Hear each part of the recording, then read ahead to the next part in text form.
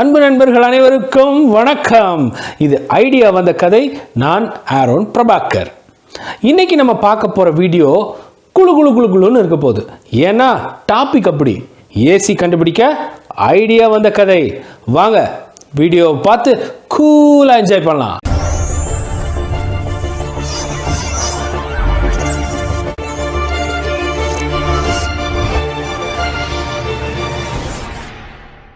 இன்றைக்கி இந்த கூலான வீடியோ பார்க்குறதுக்கு முன்னாடி சப்ஸ்கிரைப் பண்ணாத நண்பர்கள் தயவு செஞ்சு சப்ஸ்கிரைப் பண்ணிடுங்க.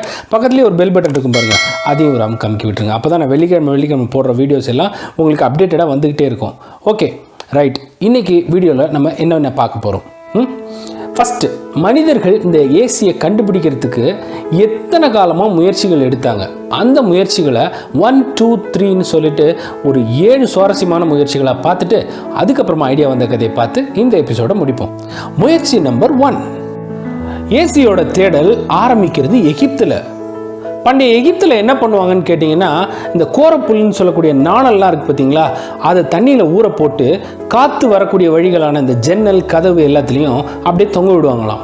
அது மூலமாக கடந்து வர காற்று ஈரப்பதமாக வந்து அந்த இடத்தையே சும்மா ஜிலுன்னு ஆக்கும்.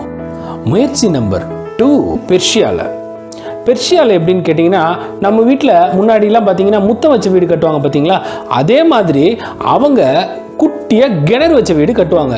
அதை சுற்றி 4 பக்கமும் கோபுரங்கள், காற்று உள்ளே வரத்துக்காக காற்று கோபுரங்கள் வச்சு கட்டியிருப்பாங்க.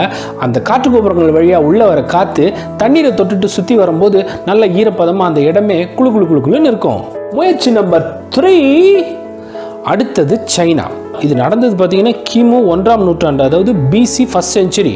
அப்போது ஒரு 10 அடி நீளத்துக்கு இரும்பாலான பெரிய ரெக்கைகளை உருவாக்கி ஒரு பெரிய சக்கரம் மாதிரி ஆக்கிட்டு அதை அந்த காலத்தில் அவங்கள்ட்ட சிக்கின கைதிகளை வச்சு சுத்த வச்சுருக்காங்க. அது மூலமாக காற்றை உருவாக்கி அந்த இடத்தையே கூலாக்கியிருக்காங்க. முயற்சி நம்பர் 4, அமெரிக்காவில் பெஞ்சமின் ஃப்ராங்க்லின், ஜான் ஹேட்லின்னு சொல்லிட்டு 2 அறிஞர்கள் என்ன பண்ணாங்கன்னு சொன்னால், பழைய காலத்தில் யூஸ் பண்ணுவாங்கல்ல மெர்க்குரி தெர்மாமீட்டர், அதில் கொஞ்சம் பெரிய சைஸ் தெர்மாமீட்டரை இந்த ஸ்பிரிட்டுன்னு சொல்லக்கூடியது, இந்த பெட்ரோல் அந்த மாதிரியான விஷயங்களுக்குள்ளே வச்சு அந்த விஷயம் வந்து ஆவியாகும்போது அந்த கண்ணாடியில் படும்போது உள்ளே இருக்கிற தெர்மாமீட்டர் வந்து பயங்கரமாக கூலாகிறத கண்டுபிடிச்சாங்க. ரொம்ப சிம்பிளாக சொல்லணுன்னா, வெளியே வந்துட்டு ஒரு 18 டிகிரி செல்சியஸில் இருக்கும்போது தெர்மாமீட்டரோட டெம்பரேச்சர் -14 டிகிரியாங்க. முயற்சி நம்பர் 5, அதுவும் அமெரிக்கா தாங்க. 17th century வரைக்கும் அமெரிக்காவில் என்ன பண்ணியிருக்காங்கன்னா, இயற்கையாக கிடைக்கிற வின்டரில் கிடைக்கிற ஐஸை ஹார்வெஸ்ட் பண்ணி சம்மரில் யூஸ் பண்ணிப்பாங்க. அது 18th century ஆரம்பத்தில் ஜான் கோரி, நம்ம அகோரி கிடையாதுங்க, இவர் ஒரு டாக்டர், ஆமாம், அவர் தான் ஃபஸ்ட்டு ஆர்டிஃபிஷியல் ஐஸை கண்டுபிடிக்கிற மெஷின். இதை பார்த்தீங்களா, இந்த மெஷினை வந்துட்டு அவர் கண்டுபிடிக்கிறார். ஸோ அவர் கண்டுபிடிச்சது எதுக்குன்னா, அந்த டாக்டர் தன்னுடைய பேஷண்ட்ஸ், அதாவது ஹாஸ்பிட்டலுக்கு வர பேஷண்ட்ஸுக்கு கொஞ்சம் அந்த இடத்த குளு குளு குளுன்னு வச்சுக்கணுன்றதுக்காக ஆர்டிஃபிஷியல் ஐஸையை அவர் உருவாக்குறதுக்கு அந்த மெஷினை கண்டுபிடிச்சார். அந்த மெஷின் கொஞ்சம் அப்படி இப்படி சொதப்பினாலும் 1851 அமெரிக்கா வந்து அவருக்கு அதுக்கான பேட்டன்ஸை கொடுத்துட்டு மனித இனத்தில் முதல் முறையாக செயற்கை ஐஸை உருவாக்கியவர் என்ற பெருமையை அவருக்கு கொடுத்துச்சு. முயற்சி 6, ஆஸ்திரேலியாவில் ஜேம்ஸ் ஹாரிசன் ஒருத்தவர் தான் இப்போ நம்ம யூஸ் பண்ணிக்கிட்டு இருக்கிற அந்த பெரிய பெரிய ஐஸ் பார்ஸ் இருக்குது பார்த்தீங்களா, அதெல்லாத்தையும் கண்டுபிடிச்சார். அது மூலமாக ரூமை வந்துட்டு எப்படியாவது கூலாக்கிடலான்னு சொல்லிட்டு ஒரு ஏசி டைப்பில் அவர் ரெடி பண்ணுறதுக்கு ட்ரை பண்ணார். பட் அது ஃபெயிலியர் தான். ஆனாலும் ஃப்ரிட்ஜ் யூஸ் பண்ணுற பாருங்க, ரெஃப்ரிஜிரேட்டர், அது கண்டுபிடிக்கிறதுக்கு அங்கே தாங்க நம்மளுக்கு ஆரம்ப புள்ளியாக இருந்தது. முயற்சி 7, நம்ம இப்போ யூஸ் பண்ணுற ஏசி இருக்குது பாருங்கள், அது ஃபஸ்ட்டு நம்மளுக்குன்னு கண்டுபிடிக்கவே இல்லை. ஒரு லித்தோ ப்ரெஸ்ஸில் புஸ்தகம் அச்சடிக்கும் போது ரொம்ப சூடாகி மெஷின்லாம் ஜாம் ஆகுதுன்னு சொல்லிட்டு அந்த டெம்பரேச்சரை மெயின்டைன் பண்ணுறதுக்காக ஒரு கூலர் வந்து ரெடி பண்ண பார்த்தாங்க. அதுலேருந்து தாங்க ஆக்சிடென்டலாக நம்ம ஏசி கிடச்சிது. ஸோ இப்போ மெயின் மேட்ருக்குள்ளே போகிறோம். ஹலோ ஃப்ரெண்ட், எதுக்கு ஸ்கிப் பண்ணுங்க, கொஞ்சம் வெயிட் பண்ணுங்கள், இப்போ முடிச்சிடறேன். இப்போது ஏசி கண்டுபிடிக்க ஐடியா வந்த கதையை பார்ப்போமா. வில்லிஸ் கேரியர், இவர் தாங்க ஏசியை கண்டுபிடிச்சவர். இவர் பஃபலோ ஃபோர்ஜ் கம்பெனி அப்படின்னு சொல்லிட்டு ஒரு பெரிய கம்பெனியில் எலக்ட்ரிக்கல் இன்ஜினியராக ஒர்க் பண்ணிகிட்ருக்காரு.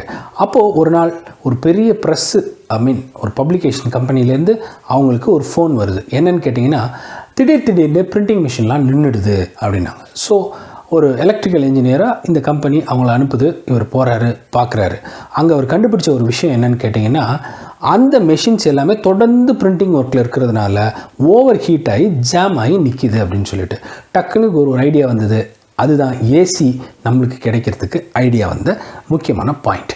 என்னென்னு கேட்டிங்கன்னா, அந்த ஹீட்டை குறைக்கிறதுக்கு அந்த அட்மாஸ்ஃபியருக்கு ஏற நல்லா கூல் பண்ணிடலாம் அப்படின்றது அவரோட ஐடியா வந்துச்சு. ஸோ அதை அப்ளை பண்ணி ஒரு மெஷினையும் வந்து டிசைன் பண்ணுறாரு. அந்த மெஷின் வந்து சக்ஸஸ் ஆகுது. அப்பேரட்டஸ் ஃபார் ட்ரீட்டிங் ஏர், இது தாங்க அவர் அதுக்கு வச்ச பேர். 1902 இந்த அப்பேரட்டஸ் அவர் கண்டுபிடிச்சார். ஆனால் பேட்டன் ரைட்ஸ் இவருக்கு ஓகேவாய் கிடைக்கிறதுக்கு 1906 வருஷம் ஆகுது. ஓகேன்னு சொல்லிட்டு அதுக்கப்புறமா ப்ரொடக்ஷனை வந்துட்டு அந்த கம்பெனி ஆரம்பிக்கிறாங்க. கம்பெனி ஆரம்பித்து கொஞ்சம் கொஞ்சமாக அந்த பிஸ்னஸ் பிக்கப் ஆகி அப்படியே போயிட்டு இருக்கும்போது ஃபஸ்ட் வேர்ல்டு வார் வந்துடுச்சு. ஃபஸ்ட் வேர்ல்டு வார் வந்த உடனே சரி வேர்ல்டு வார் தானேன்னு விட்டுற முடியாதுன்னு சொல்லிட்டு இந்த பஃபலோ ஃபோர்ஜ் கம்பெனி என்ன பண்ணுறாங்கன்னா, நாங்கள் எங்களுடைய ப்ரொடக்ஷனை நிறுத்திட்டு கம்பெனியை மூட போகிறோம், வேர்ல்டு வார் முடிஞ்ச உடனே தான் எதுவாக இருந்தாலும் நாங்கள் முடிவு பண்ணோம் அப்படின்னு சொன்ன உடனே இவர் தலையில் குண்டு விழுந்த மாதிரி இருந்துச்சு. இருந்தாலும் இவர் அசர்லையே டக்குன்னு என்ன பண்ணாருன்னா, இவருக்கு நம்பிக்கையாக இருந்த ஒரு 6 நண்பர்களை சேர்த்துக்கிட்டாரு.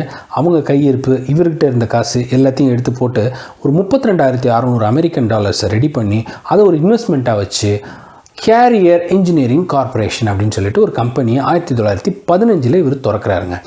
திறந்த பிறகு ப்ரொடக்ஷன் ஆரம்பிக்கிறாங்க. அதாவது நம்ம இப்போ யூஸ் பண்ணுற ஏசி ப்ரொடக்ஷன் ஆரம்பிக்கிறாங்க. ஸோ அந்த ஒர்க் வந்துட்டு கொஞ்சம் கொஞ்சமாக பிக்கப் ஆகி அப்படியே வருது. பிஸ்னஸ் சூடு பிடிக்கும் அப்படின்னு நம்பி நல்ல ஒரு பிக்கப்பில் போயிட்டு இருக்கும்போது பார்த்தா 1929 கிரேட் டிப்ரெஷன். உங்கள் எல்லாருக்கும் தெரிஞ்சிருக்கும். KFC வீடியோ நீங்கள் பார்த்துருந்தீங்கன்னா ஐகார்டில் நான் கொடுக்குறேன், நீங்கள் பாருங்கள். அதில் வந்துட்டு இதை பற்றி நம்ம பேசியிருப்போம். ஸோ அந்த கிரேட் டிப்ரெஷன் பீரியடு தொடர்ந்து வந்து எக்கனாமியை முடக்கி போட்டுடுச்சு. திரும்ப பிஸ்னஸில் கொஞ்சம் தடுமாற்றங்கள் வருது. இருந்தாலும் அவர் அசந்து போலங்க. தொடர்ந்து வெற்றி மட்டுமே அவரோட இலக்காக இருக்குது. இதை நான் பெருசாக சக்ஸஸ் பண்ணுவேன்றதில் அவர் ஒரே குறிக்கோளாக இருந்ததுனால டக்குன்னு என்ன பண்ணார்னா, அந்த கிரேட் டிப்ரெஷனில் பாதிக்கப்பட்ட வேறு சில கம்பெனிஸ் எல்லாத்தையும் மெர்ஜ் பண்ணுறாரு. மெர்ஜ் பண்ணி இந்த கேரியர் இன்ஜினியரிங் கார்பரேஷன் இருந்த கம்பெனியை கேரியர் கார்பரேஷன் மாற்றி அதுக்கு இவரே வந்துட்டு சேர்மனாக இருந்துக்கிட்டு தொடர்ந்து அந்த கம்பெனியை ரன் பண்ண ஆரம்பிக்கிறாருங்க.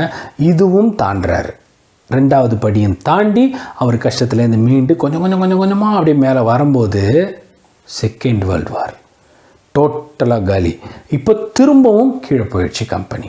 திரும்பவும் ஷேர்ஸ் அது இதுன்னு எல்லாம் படுக்கைக்கு போனோன்னு திரும்பவும் போராடுறார். 2வது உலக யுத்தம் முடியுதுங்க. முடிஞ்ச பிறகு திரும்பவும் நார்மலாக ஒரு போர்லாம் நடக்குதுன்னா நம்மள்கிட்ட காசு இருக்குமா? இருக்காது. திரும்பவும் வியாபாரத்தை ஸ்டாண்ட் பண்ணி அப்படியே அந்த கம்பெனியை ரன் பண்ணி அப்படியே இழுத்து திரும்பவும் பிக்கப் பண்ண வைக்கிறாருங்க. 1950 வாக்கிலலாம் பொருளாதாரம் சீராயிடுச்சு. மக்கள் கையில் வந்துட்டு காசெல்லாம் புழங்க ஆரம்பிச்சிடுச்சு. சும்மா பரபரன்னு வியாபாரம் ஆகுது. பணம் கொட்டுது. இவர் கோணிப்பையில் கட்டுன்னு கட்ட ஆரம்பிச்சிட்டாரு. இதெல்லாம் எதனால் சாத்தியமாச்சு நீங்கள் நினச்சி பாருங்கள். First world war, great depression, second world war, இது எதுவுமே அவர் கண்ணுக்கு பெருசாக தெரில. தூசியாக தெரிஞ்சதுனால தான் நம்ம இன்றைக்கி ஏசியில் தூங்கிட்டு இருக்கிறோம் நண்பர்களே. இதே போல் நம்மளுடைய வாழ்க்கையும் இந்த கொரோனா பீரியட் டோட்டலாக முடக்கி போட்டிருக்கு. அவர் 3 பெரிய விஷயங்களை பார்த்து ஜெயிச்சு இன்றைக்கி நம்மளை பற்றி பேசுகிற மாதிரி லெவலில் இருக்கிறாரு. நம்மளுக்கும் நிறைய பேருக்கு வேலை போயிருக்கலாம், வேலை இல்லாமல் இருக்கலாம், பிஸ்னஸ் படுத்திருக்கலாம். எதை பற்றி நீங்கள் கவலைப்படாதீங்க. உங்கள் கனவுகளை துரத்துங்கள் நண்பர்களே. எத்தனை சோதனைகள் வந்தாலும் அதை வெல்வேன் என்ற வைராக்கியத்தோட கூடிய போராட்டம் மட்டுமே நம்ம எல்லாரையும் ஜெயிக்க வைக்கும். நம்ம ஜெயிப்போன்ற நம்பிக்கையோட இந்த வீடியோவை நான் முடிக்கிறேன். ஓகே, அப்புறம் இன்னொரு இன்ட்ரெஸ்டிங்கான வீடியோவோட வெள்ளிக்கிழமை உங்களை வந்து சந்திக்கிறேன். அப்புறம் சொல்ல தேவையில்லை, SLC பண்ணிடுவீங்க. ரொம்ப தேங்க்ஸ் நண்பர்களே. மீண்டும் உங்களை சந்திக்கும் வரை உங்களிடமிருந்து விடைபெறுவது ஆரோன் பிரபாகர்.